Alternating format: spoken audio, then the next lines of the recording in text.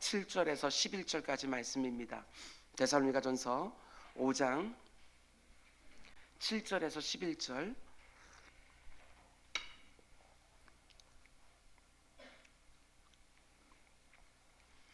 신약성경 333페이지입니다.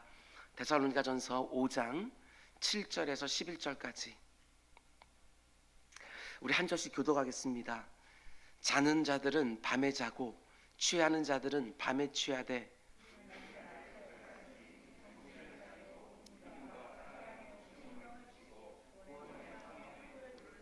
하나님의 우리를 세우심은 노하심에 이르게 하심이 아니요 오직 우리 주 예수 그리스도로 말미암아 구원을 받게 하심이라.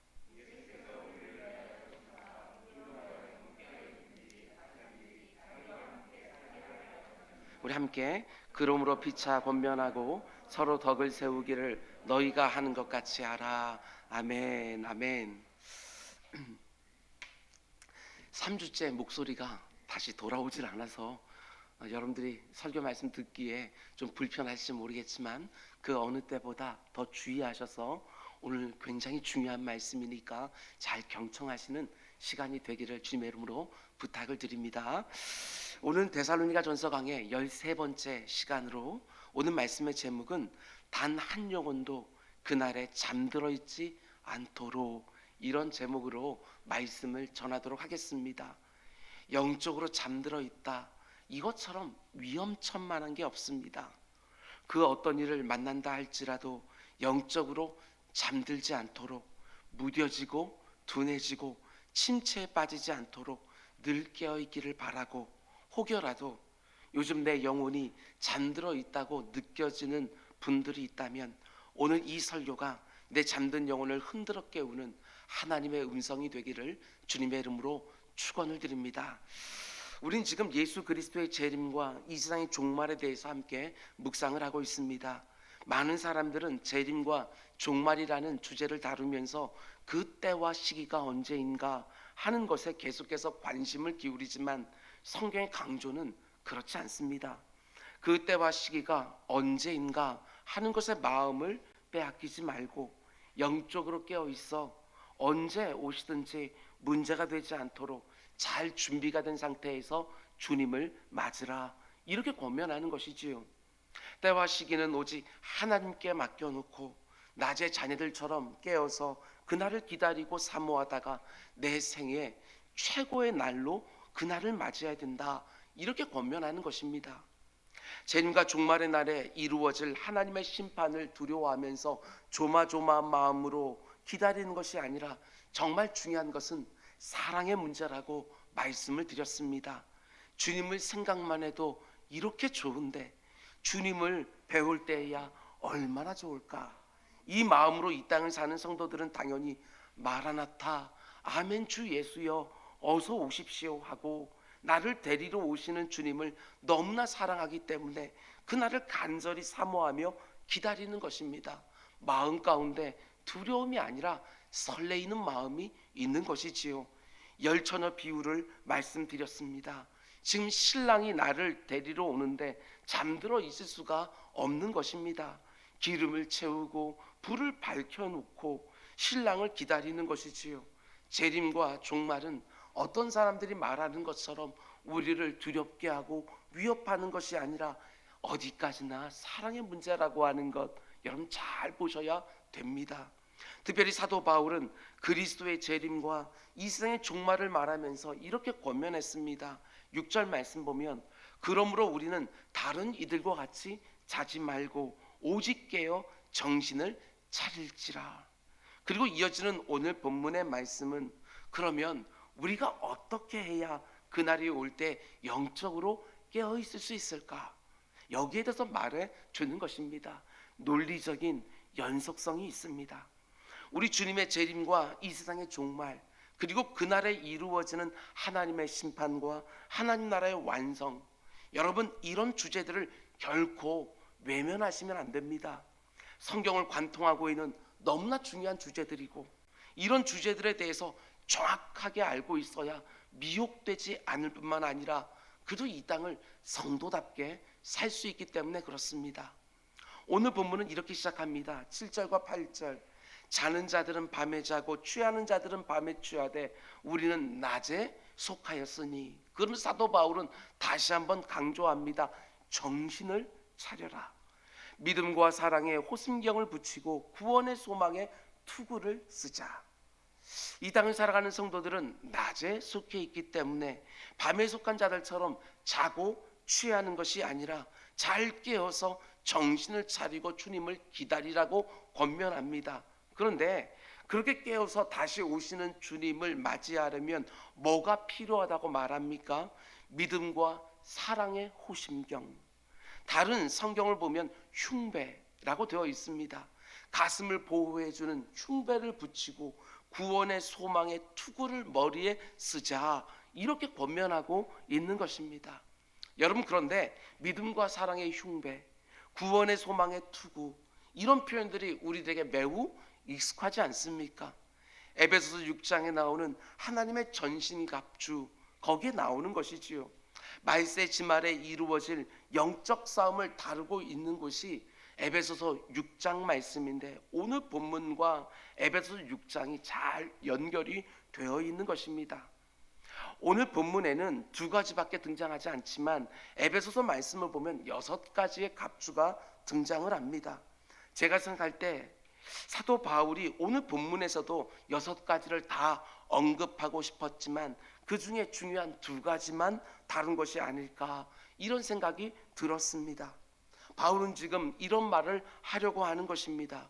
우리가 재림과 종말의 날까지 잘 깨어서 주님을 맞이하기 위해서는 반드시 하나님이 공급해 주시는 6가지의 전신갑주로 무장하고 있어야 된다.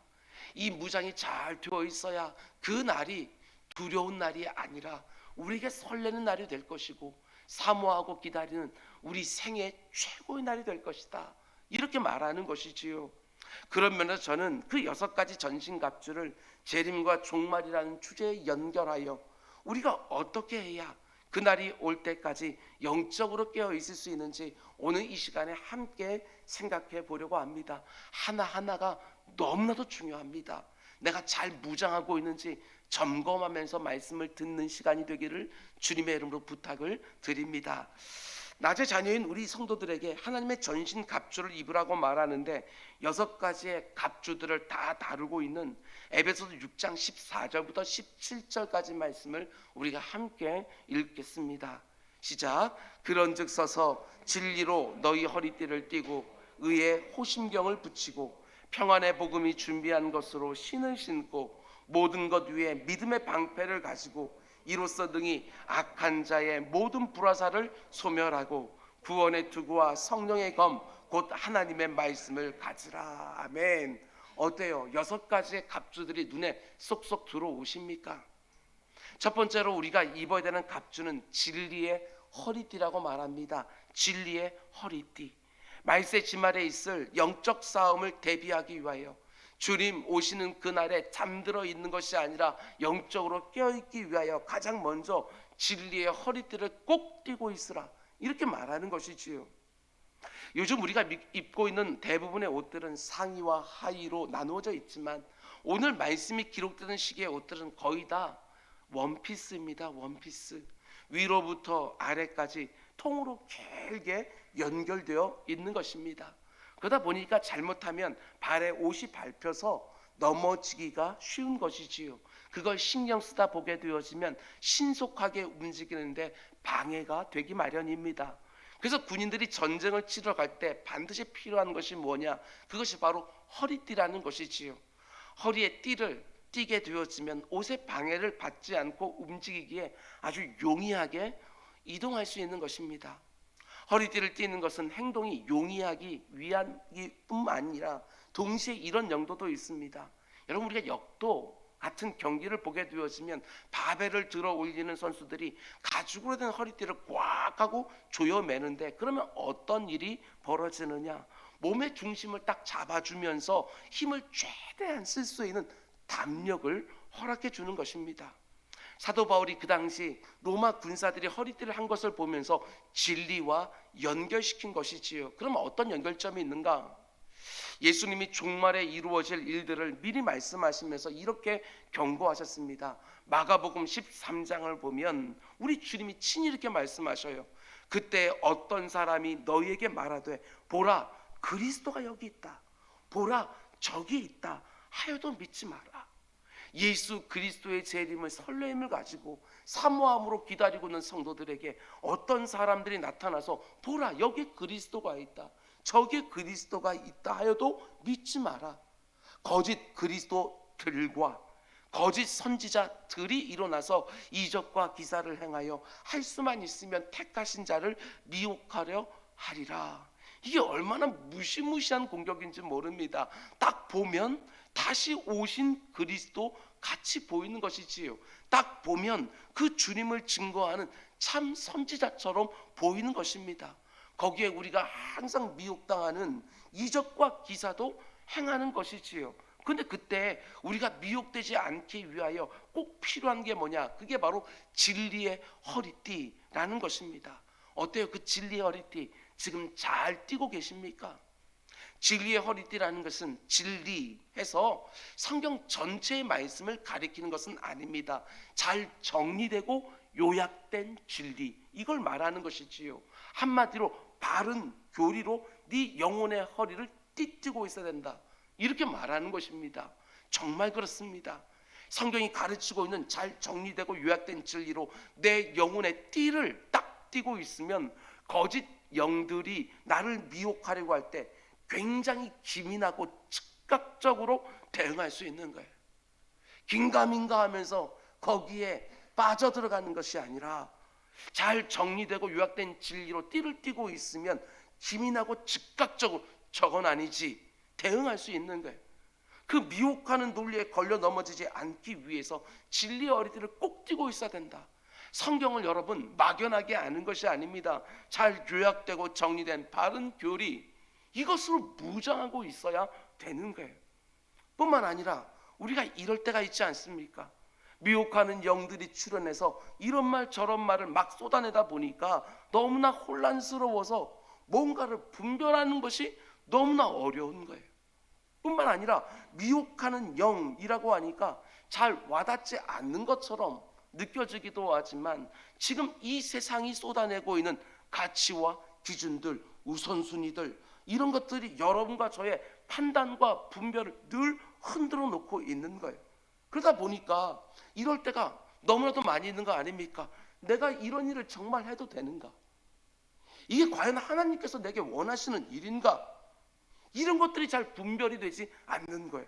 그러나 진리에 대한 바른 교리를 정확하게 알고 있을 때 어떤 일을 행할 수 있는 담력과 힘을 얻게 된다는 것이지요. 선명하게 분별이 되니까 그것이 하나님의 뜻이라는 것이 즉각적으로 선명하게 분별이 되니까 그 일을 신속하게 할 수 있는 담력과 힘을 얻게 되어지는 거예요. 여러분들을 말씀으로 섬기는 저 역시 계획을 가지고 있습니다. 잘 준비해서 제가 비록 강해 설교를 하는 설교자지만 조직 신학을 설교로 바꾸어서 선포하려고 하는 그런 계획을 가지고 있습니다. 그러나 여러분, 제가 생각할 때에는 강단에서 매 주마다 새벽마다 수요일마다 구역 예배 시간에 선포되어지는 그 말씀들 잘 들으시면 저는 전혀 문제 없을 거라고 생각을 하고 있습니다. 강해 설교를 하고 있지만 본문에서 말하는 교리들을 제가 꼼꼼하게 전하고 있으니까 선포되는 설교 말씀을 잘 듣고 있으면 나도 모르는 사이에 성경에 잘 정리되고 요약된 진리들이 그 가운데 틀이 생기게 되어 있습니다. 우리가 지금 데살로니가 전서 말씀을 함께 보고 있지만 이 말씀을 통해서도 우리는 종말론 교리를 내 영혼의 허리에 또 띠를 띠는 것이지요. 잘 정리되고 요약된 진리로 그 어떤 가치와 사상에도 눈이 번쩍 뜨여 있는 기사와 이적에도 미혹되지 아니하고 영적으로 깨어서 내 사랑하는 주님을 잘 맞이하는 우리 모두가 될 수 있기를 주님의 이름으로 축원을 드립니다. 그럼 이제 두 번째로 우리 주님 다시 오실 때 깨어있기 위하여 우리에게 필요한 것은 의의 흉배입니다. 의의 흉배. 여기서 흉배라는 것은 잘 들으십시오. 우리 가슴 부위를 덮어서 보호해주는 장비인데, 여러분 가슴에는 무엇이 있습니까? 심장과 폐와 간과 같은 우리 생명의 굉장한 중기들이 다 거기에 모여 있는 것이지요. 하나님이 그것을 보호해 주려고 우리에게 갈비뼈를 또 이렇게 무장해 준 것 아닙니까? 여기에 공격을 받으면 치명적인 손상을 입기 때문에 그 부위를 흉배로 붙여서 보호하는 것입니다. 그런데 그 당시 유대인들은 심장과 폐와 간과 같은 중요한 장기들이 있는 이 가슴 부위를 우리의 정서, 우리의 마음이 있는 자리라고 그들은 생각을 했어요. 우리도 그렇지 않습니까? 내 마음이라고 할 때 우리도 가슴 부위를 만지지 않습니까? 똑같은 것입니다. 그러니까 흉배라고 하는 것은 우리의 장기를 보호하는 것뿐만 아니라 우리의 정서, 우리의 마음을 보호해주는 역할을 하는 거예요. 우리의 정서와 마음이 얼마나 중요한지 잠언 4장 23절은 이렇게 말합니다. 모든 지킬 만한 것 중에 더욱 네 마음을 지켜라. 생명의 근원이 이에서 남이니라. 우리의 마음이 생명의 근원이라고 하지 말하는 것이지요. 그만큼 우리의 마음, 우리의 정서가 너무나도 중요하다는 것입니다. 여러분, 코로나19가 2년이나 넘게 지속되고 그로 인하여 이런저런 문제들이 쏟아지는 요즘 같은 시기에 마음, 정서를 지킨다는 게 얼마나 치열한 싸움인지 모릅니다. 너무나 많은 사람들이 정서 조절을 잘 하지를 못합니다. 우리 성도들도 마찬가지지요. 우리의 마음과 정서를 보호하는 흉배가 너무나도 중요한 것입니다. 그런데 그냥 흉배가 아니라 의의 흉배라고 말하는 거예요. 다 의미가 있지 않겠습니까? 그럼 여기서 말하는 의라는 것이 무엇입니까? 여기서 말하는 이 의라고 하는 것을 정말 유대인의 그런 감성으로 우리가 다 알 수는 없다 할지라도 저는 이렇게 이해하고 있습니다. 한마디로 하나님이 나를 보시면서 너는 지금 나와 바른 관계에 있다 라고 하는 하나님의 인정, 그게 바로 의라는 거예요. 우리가 의롭다고 여김을 받는다라고 하는 게 무엇이지요? 우리는 늘 하나님과 바른 관계에 있지 않지만 그럼에도 불구하고 오직 하나님의 넘치는 사랑하심과 예수 그리스도의 십자가 공로로 말미암아 우리를 의롭다고 여겨주시는 거예요. 마찬가지예요. 하나님의 인정하심, 그것이 바로 성도의 정서를 보호해주는 너무나도 중요한 흉배가 되어지는 거예요. 사람들의 인정 그 정도가 아닙니다. 하나님의 인정, 성도에게는 이것만 있으면 그 정서에 평안이 임하게 되는 거예요. 사람들이 나를 인정해 줄 때에도 우리들의 마음에 평안이 임하지 않습니까? 근데 하나님이 너와 나의 관계가 바르다, 네 모습이 내 마음에 쏙 든다 하고 하나님께 인정해 주면 성도의 마음에는 세상이 줄 수 없는 평안이 임하게 되어지는 거예요. 물론 하나님 앞에 너무나 자격 없는 나이지만 하나님을 위해서 뭔가 근사한 공로 하나 없는 나이지만 오직 하나님의 풍성한 사랑과 예수 그리스도의 공로 때문에 하나님이 나를 은혜와 사랑으로 지금 대하고 계신다는 것을 내가 알고 있을 때 나의 정서가 보호되는 거예요. 그 역할을 하는 것이 바로 의의 흉배라는 것입니다. 돈이 충분히 있다고 해서, 환경이 좋다고 해서 꼭 안정감을 느끼는 것이 결코 아닙니다. 우리 성도들은 하나님과 바른 관계에 있을 때에만 정서의 안정을 느끼는 것이지요. 매일매일 참 많은 일들이 일어나고 그 일들 앞에서 참 많은 일들을 감당해야 되는 여러분과 저이지만 그럼에도 불구하고 하나님의 인정하심, 네가 살아가는 모습이 참 보기에 좋다, 이 한마디면 우리는 너무나도 행복한 것입니다. 내가 지금 잘 살고 있다고, 내가 잘 가고 있다고 하나님이 인정해 주신 것이니까 아무리 엄청난 사건과 재해와 난리가 일어난다 할지라도, 그래서 사람들이 말세라고 이구동성으로 외친다고 해도 하나님의 인정하심이라는 흉배를 내 정서와 내 마음에 딱 붙이고 요동치 않는 안정감을 느끼면서 전심전력하여 하나님께서 내게 맡기신 일들을 감당하는 우리 모두가 될 수 있기를 주님의 이름으로 축원을 드립니다. 그럼 이제 세 번째로 우리가 반드시 구비해야 되는 갑주는요, 평안의 복음의 신발이라고 말합니다. 평안의 복음의 신발. 그 당시의 신발은 비가 와서 길이 미끄러울 때 넘어지지 않도록 몸을 보호해 주기도 하지만 또 군사적으로는 이런 의미가 있습니다. 대적들이 쳐들어오는 것을 대비하여 길목 곳곳에다가 나무를 날카롭게 잘라서 덫들을 많이 설치해 놓았는데 그것으로부터 발을 보호해 주는 역할을 하는 것이 바로 군인들이 신는 신발이었던 것입니다. 그런데 영적으로 그 신발 역할을 하는 것이 바로 평안의 복음이라는 것입니다. 평안의 복음. 이렇게 말할 수 있습니다. 복음이 가져다주는 평안. 이걸로 신을 신고 있으라는 것입니다. 여러분, 종말과 재림이 가까워지는 말세뿐만 아니라 우리가 이 험악한 나그네 인생길을 걸어가다 보면 정말 곳곳에 덫들이 천지입니다. 덫들이 천지지요. 그 덫들의 발목이 상하지 않도록, 넘어지고 주저앉지 않도록 보호해준 역할을 하는 것이 바로 복음이 가져다주는 평안인 거예요. 내가 살아가는 환경이 때로 내게 덫이 되기도 합니다. 내가 맺고 살아가는 관계들이 내게 덫이 되기도 합니다. 이 길을 가지 못하도록 내 발목을 상하게 하는 덫이 되기도 하는 거예요. 이런 일들이 나에게 일어날 거라고는 전혀 상상하지도 못했던, 예기치 못한 고난과 시련이 내 발목을 상하게 하는 덫이 될 수도 있습니다. 그때도 낙심하지 않고 계속해서 천성을 향해서 걸어갈 수 있게 해주는 것이 바로 복음이 가져다주는 평안이라는 거예요. 정말 험악한 나그네 인생길이지만 곳곳에 영적 싸움들이 즐비하지만 여러분, 복음이라는 게 무엇입니까? 그 어떤 자격이나 조건이 안 되는 나를 하나님이 사랑하시고 선대하시고 은혜를 베풀어 주신다는 그 복된 소식으로 신발을 딱 신고 있으면 이 세상이 줄 수도 없고 이 세상이 알 수도 없는 진짜 평안을 누리기 시작하는 것입니다. 여러분, 충분한 돈이 있으면 정말 평안해집니까? 절대로 그렇지 않습니다. 충분한 돈을 쌓아놓고 있으면 어느 정도 이 세상 사람들이 말하는 그 평안을 느끼게 해주겠다 하지만 동시에 그만큼의 불안도 가져다 주는 것이지요. 이 돈을 잃어버리면 어떻게 하나 하고 또 불안해집니다.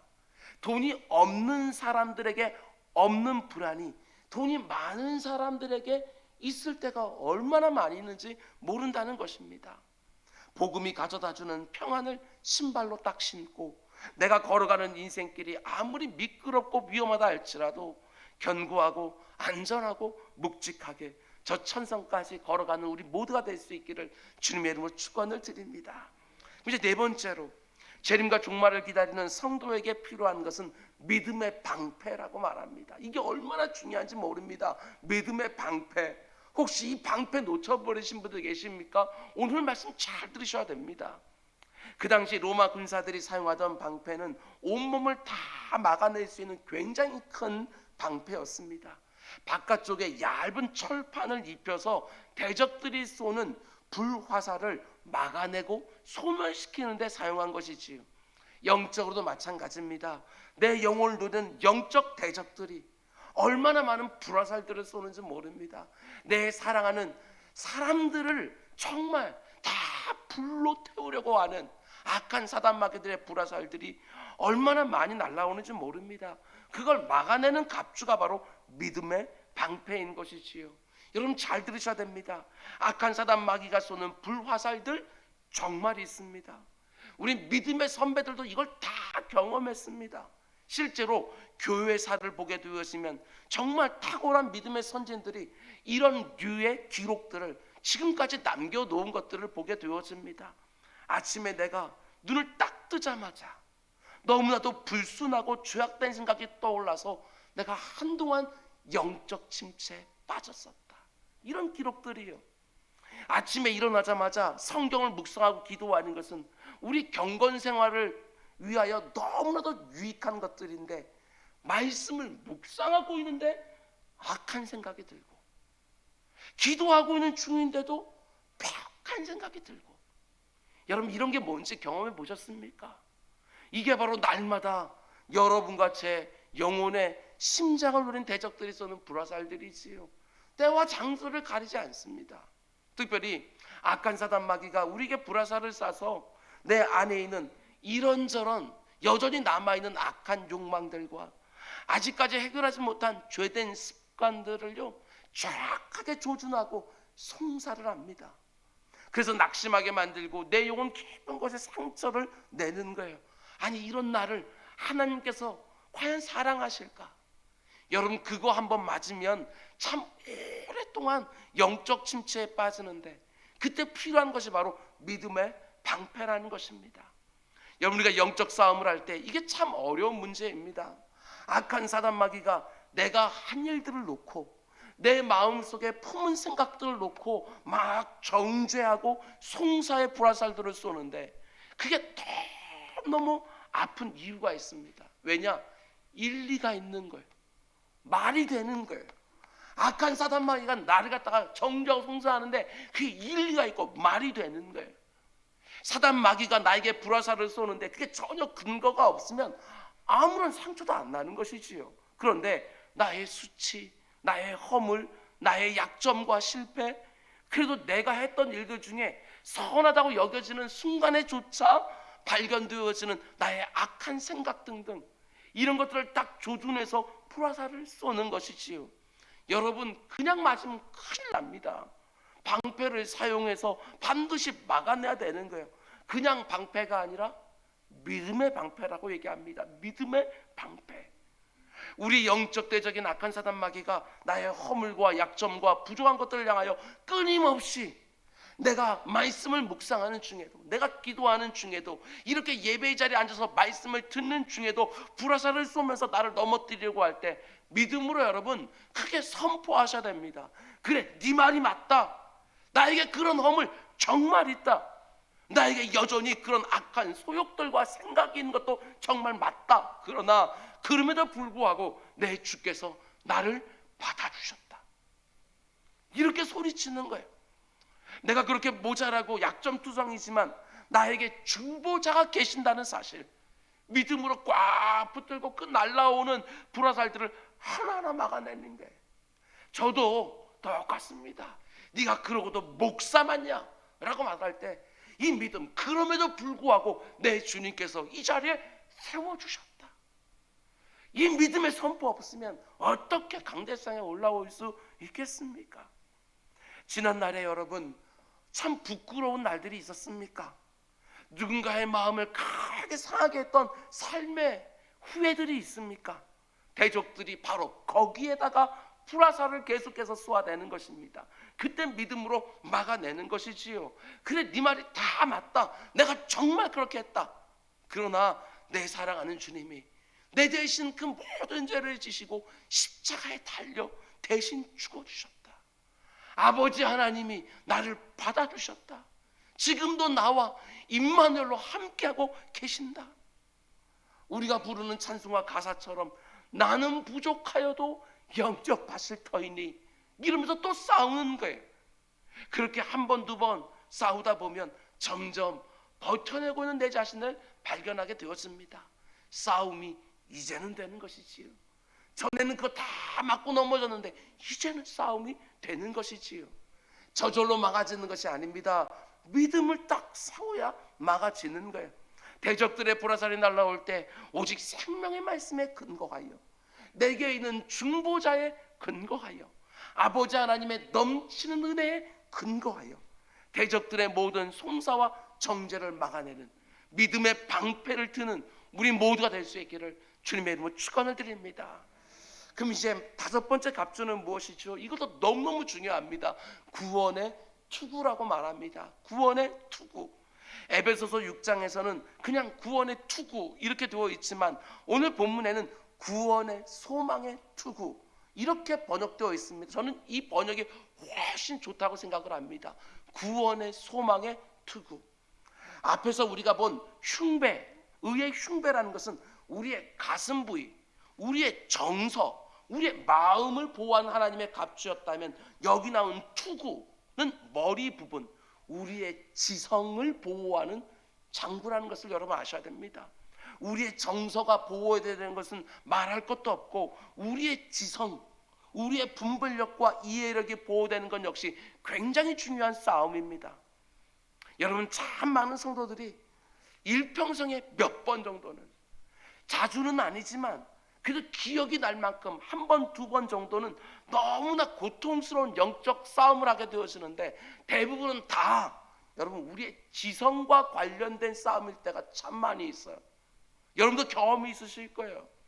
그 나름대로는 신앙생활을 열심히 했다고 생각했는데, 이런저런 정말 심각한 문제를 만났을 때 내가 그동안 붙들고 있었던 지성의 한 축이 무너져 버리는 거예요. 그 심각한 문제들 앞에서 이런저런 의문들이 막 생기기 시작하는 거예요. 그렇게 나를 즐겁게 했던 하나님의 그 선하신 성품에 대해서도 확신이 안 생기는 거예요. 내가 알고 있는 모든 성경 지식을 다 동원을 해도 도무지 지금 이 상황을 해석해낼 재간이 없는 거예요. 지금까지 나를 지탱하던 모든 것들을 다 흔들어 놓는 그런 지성에 대한 영적인 공격이 우리에게 정말 있습니다. 신앙생활도 이 공격이 한번 넘어가기 시작하면 그 신앙생활도 내려놓고 싶고, 교회 생활도 별 의미 없는 것 같고, 자주는 아니지만 그래서 일평생 한두 번 정도는 이런 싸움을 할 때가 정말 있는 것이지요. 여러분, 그럴 때 그냥 맥없이 당하지 말라는 것입니다. 구원의 소망의 투구를 다시 한번 꼭 눌러쓰고 또 믿음으로 소리치라는 거예요. 아무리 네가 그래도 이 싸움은 내가 절대로 질 수 없는 싸움이다. 이렇게 소망을 꽉 붙들라는 것이지요. 이런저런 의구심 가운데 속에서도 왜 그렇습니까? 내 사랑하는 주님이 이미 이긴 싸움이기에 내가 절대로 질 수가 없어요. 잠시 방황할 수 있습니다. 잠시 흔들릴 수 있어요. 의구심을 품을 수 있지만 절대로 질 수 있는 싸움이 아닌 거예요. 내 구주께서 나를 위하여 이미 십자가 달려 돌아가셨고, 나를 위하여 사망 권세를 이미 깨뜨리고 부활 승천하셨기 때문에 절대로 질 수 없는 싸움이라는 것을 믿음으로 소망으로 선포하는 것이지요. 아무리 지금 내 머릿속에 이런저런 의심이 들고 있고 이해도 안 되고 납득도 안 된다 할지라도 내 안에 시작된 이 구원이 반드시 완성되어지는 순간이 있음을 소망으로 딱 붙드는 거예요. 그게 바로 구원의 소망의 투구입니다. 내 지성을 보호하는 그 구원의 소망의 투구를 꽉 눌러쓰고 영적 싸움을 또 시작하는 거예요. 여러분, 이 싸움 정말 잘 해주시기를 부탁을 드립니다. 코로나19 가운데 속에 얼마나 많은 주의 성도들이 이 지성의 싸움 가운데 속에서 한 축들이 막 무너지는지 모르는 거예요. 그 의문들에 끌려다니면 절대로 안 되는 거예요. 구원의 소망에 두고 둘러쓰셔야 됩니다.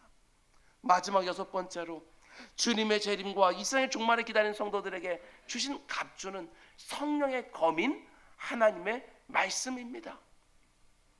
우리가 앞에서 본 5가지 갑주는 전부가 다 방어용 도구들이지요. 그러나 우리가 아무리 방어를 잘한다고 해서 전쟁에 승리하는 건 아니지 않습니까? 결국에는 대적들을 무찔러야 되는데 무찌르는 유일한 도구가 무엇입니까? 그게 바로 성령의 검인 하나님의 말씀이지요. 말씀으로 이기는 것입니다. 우리 주님도 악한 사단마귀의 모든 시험과 유혹을 말씀으로 이기는 것. 우리 주님께서는 그저 가시는 가지는 권세로서 물려줄 수 있지만 여러분과 저에게 어떻게 싸움에서 이겨야 되는지를 보여주기 위하여 성경에 기록되었으되 하면서 우리들에게 말씀으로 이기는 모습을 보여주신 것이지요. 그런데 왜 성경 66권의 말씀을 성령의 검이라고 말을 하느냐? 성령 하나님의 조명하심, 이게 우리들에게 절대적이기 때문에 그렇습니다. 그 말씀에 빛을 비춰주지 않으면 깨달을 수 없기 때문에 성령의 검인 것이지요. 성령 하나님이 주되게 사용하는 방어용 무기와 공격력 무기의 조합이 바로 하나님의 말씀인 거예요. 이게 너무나도 중요합니다. 여러분, 이 땅을 살아가면서 한 번씩 너무나 낙심이 되고 그 어떤 기력도 없을 때에 그때 성경을 여는 것은 너무나 결정적인 싸움을 하는 것입니다. 제가 목사로서 최고의 복을 받았다고 느끼는 대목도 바로 이 부분인 거예요. 저 역시 여러분들이 그러는 것처럼 한 번씩 영적 슬럼프에 빠질 때가 있습니다. 아니, 목사님도 그럴 때가 있습니까? 이렇게 말씀하지 마시기 바랍니다. 여러분하고 다를 게 하나도 없지요. 연약하고 실패하고 좌절하고 상처 입고 코로나19로 2년이 넘게 지나오면서 티를 안 내려고 애를 쓰긴 하지만 참 여러 번 위태로웠습니다. 제가 낙심하고 흔들리면 우리 성도님들이 더 흔들릴 것 같아서 어떻게든지 중심을 잡고 버티려고 하지만 여러분과 똑같이 휘청거릴 때가 정말 여러 차례 있었습니다. 그래서 참 감사한 것은 아무리 낙심이 되는 순간에도 설교는 해야 되잖아요. 성경을 열어서 묵상하고 연구하고 그래도 제 자신에게 먼저 적용하려고 애를 쓸 수밖에 없는 것이지요. 코로나 2년이 넘는 그 동안 제가 그 이전보다 비해서 설교를 한 2배는 더 한 것 같습니다. 저도 흔들리지 않기 위해서 말씀을 더 빈번하게 열 수밖에 없었던 것이지요. 성경을 열기만 하면 그런데 묵상하고 연구하고 적용하기만 시작하면 이게 참 놀라운 거예요. 손가락 하나 움직이는 것도 귀찮고 짜증이 나는데 성경을 열어서 잠잠히 그 앞에서 묵상하며 머물다 보게 되어지면 지각이 살아나고 선하고 좋은 생각들이 다시 들기 시작하고 한없이 무너내리던 자리에서 다시 일어날 수 있는 용기와 힘이 생기기 시작하는 거예요. 제 아내가 종종 말하는 것처럼 당신은 어떻게 다 죽어가는 것처럼 보였다가도 강단에 서기만 하면 그렇게 힘이 나냐고. 그런 면에서 목사로서 최고의 복을 받았다, 정말 그런 생각이 듭니다. 아무리 힘들어도 일주일 이상 영적 침체에 머물러 있을 수가 없는 것이지요. 강단 위에 서야 되는데 한 번씩 정말 고통스러울 때가 있습니다. 아니 이런 상태로 어떻게 강단에 서나. 그러나 억지로라도, 그러나 책임감이라도 서면 길이 뚫리는 것이 느껴지는 거예요.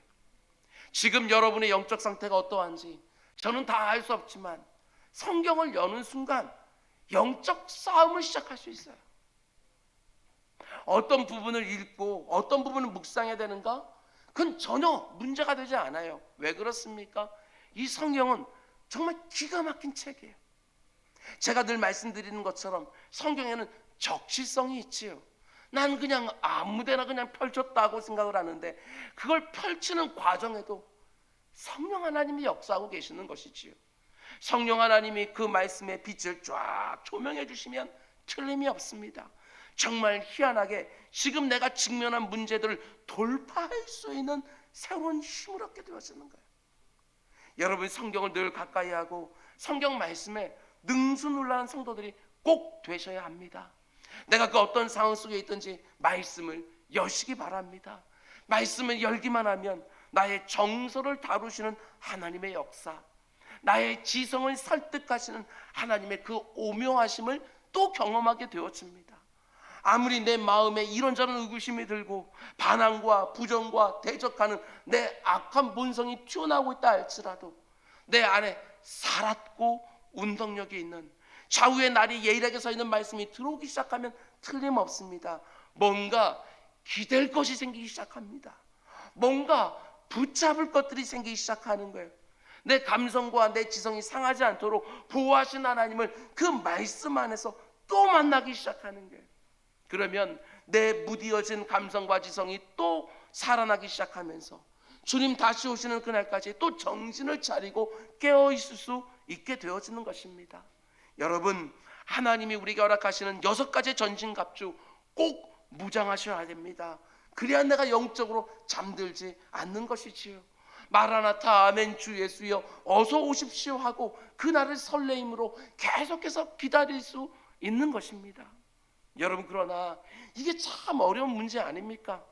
하나님이 허락하시는 전신갑주를 다 무장을 했습니다. 진리의 허리띠 띄었고요, 의의 흰배 붙였습니다. 복음이 가져다주는 평안의 신발도 신었습니다. 믿음의 방패 손으로 높이 들었고요, 구원의 투구도 꽉 눌러 썼습니다. 성령의 검인 말씀도 찼어요. 그런데 문제는 뭐냐? 그 상태로도 얼마든지 잠들 수 있다.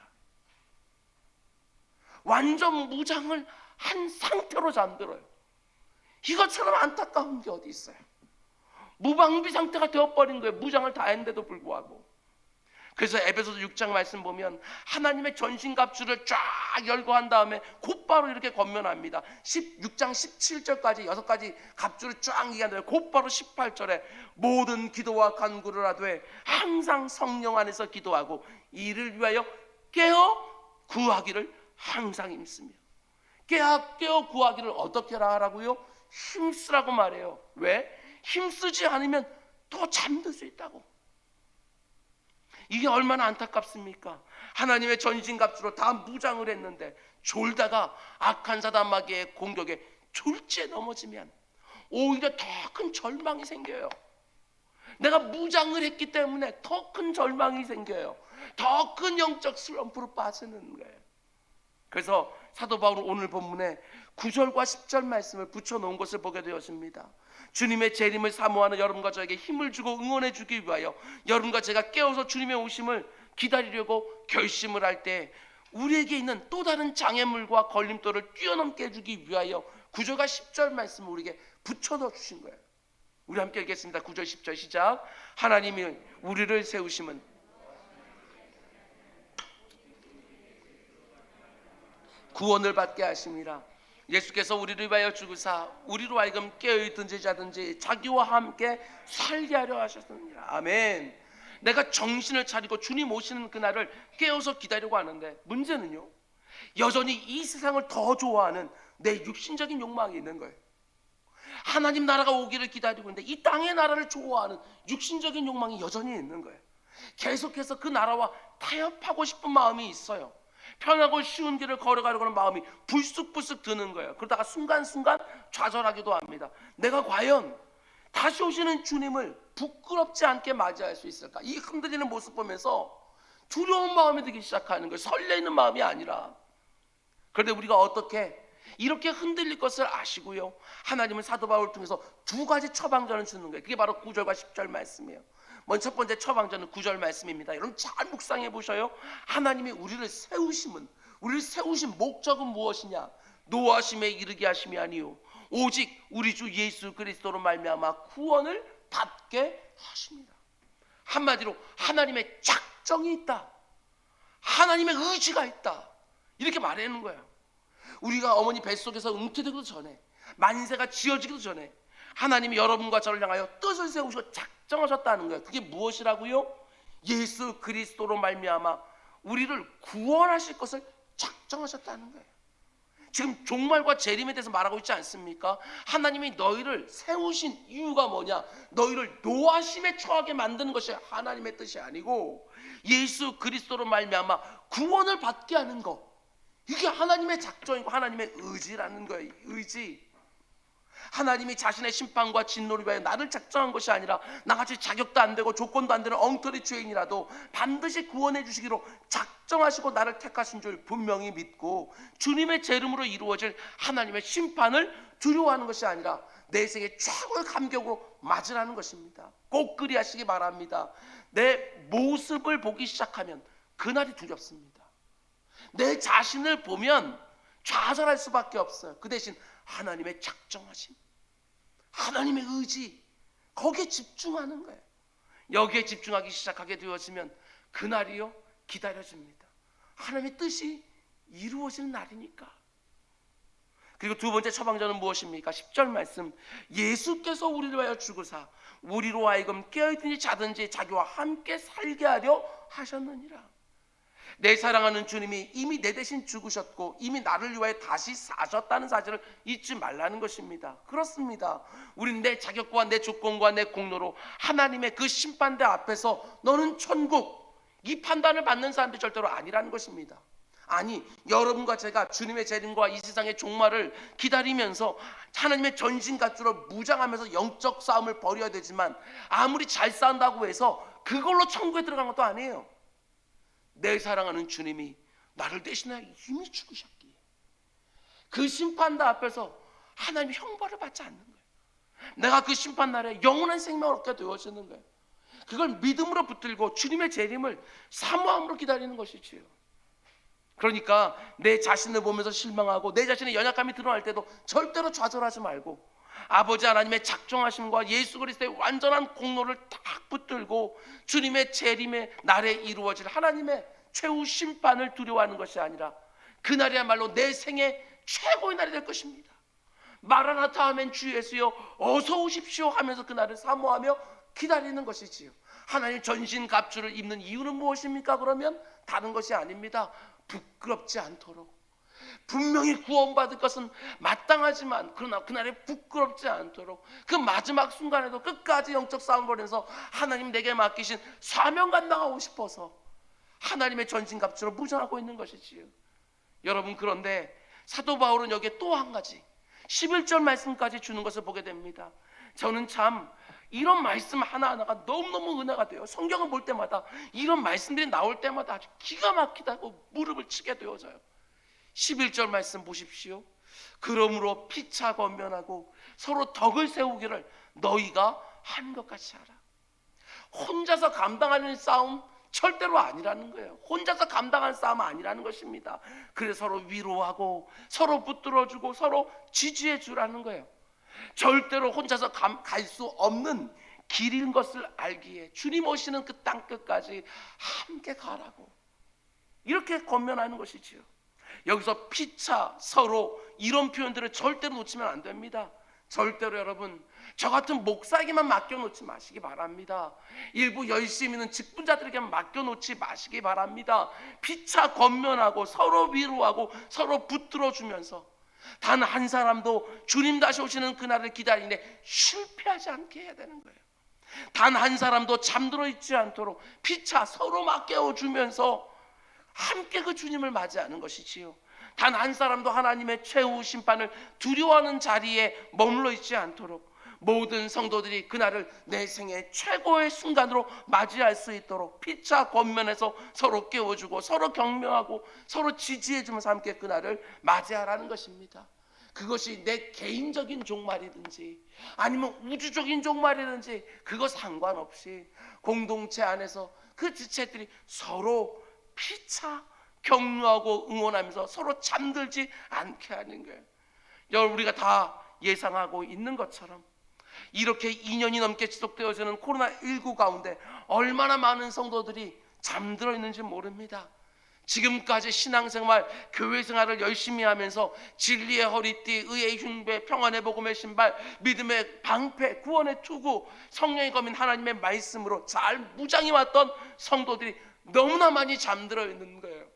여러분 가운데 속에서도 지금 잠들어 있지는 않다 할지라도 많이 무디어지고 둔해진 분들이 혹이라도 계십니까? 여러분 깨어 있으셔야 됩니다. 정신을 바짝 차리고 있으셔야 되는 것이지요. 뿐만 아니라 혹시 나와 함께 신앙생활, 교회생활 참 재미있게 함께 했는데 지금 하나님의 전신갑주를 다 입은 상태로 졸고 있는, 잠들어 있는, 무딘 상태로 있는 누군가를 알고 계십니까? 다른 사람들에게 맡겨놓지 마시고 피차 권면하고 서로 깨워주는 거예요. 부부가 서로를 깨워줘야지요. 부모가 자녀들을 깨워줘야지요. 자녀들이 부모들을 깨워줘야지요. 우리 가운데 속에 단 한 영혼도, 아니 내가 알고 있는 사람들 중에 단 한 영혼도 주님의 다시 오심과 이스라엘 종말과 하나님의 심판을 갑작스럽게 맞이하지 않도록, 두려운 가운데 속에 맞이하지 않도록, 언제 우리 주님 다시 오셔도 단 한 영혼도 문제가 되지 아니하도록 서로의 영혼을 힘껏 피차 흔들어 깨우면서 요즘과 같은 이 영적 위기의 순간을 함께 이겨내는 우리 모두가 될 수 있기를 주님의 이름으로 축원드립니다. 기도하겠습니다. 사랑해 주님 감사합니다. 영적으로 잠들지 않게 해주십시오. 육적으로 아무리 힘들다 할지라도 영적으로 잠들지 않게 해주옵소서. 세월이 지나면 지날수록 육신은 후패해져 가는 것이고 우리 정신도 희미해져 가지만 아버지 하나님, 우리 연로한 부모님들이 영적으로 잠들지 않게 하시고 아직까지 세상을 제대로 알지 못하여 그것이 맞는가 하고 영적으로 아버지 하나님 빠져들어가고 있는 우리 자녀들 아버지 하나님 지켜주시고 보호하여 주시되 그 믿음의 부모들을 통하여 아버지 하나님 그들에게 아버지 영적인 각성들이 또한 있을 수 있도록 인도하여 주시옵소서. 이 공동체 가운데 하나님께서 많은 성도들을 함께하게 해주셨습니다. 주님, 단 한 영혼도 잠들어 있지 않도록 서로 피차 깨워가면서 이 위기의 때를 잘 이겨내는 우리 공동체가 될 수 있도록 인도하여 주옵소서. 이 모든 말씀 예수님의 이름으로 기도드렸습니다. 아멘.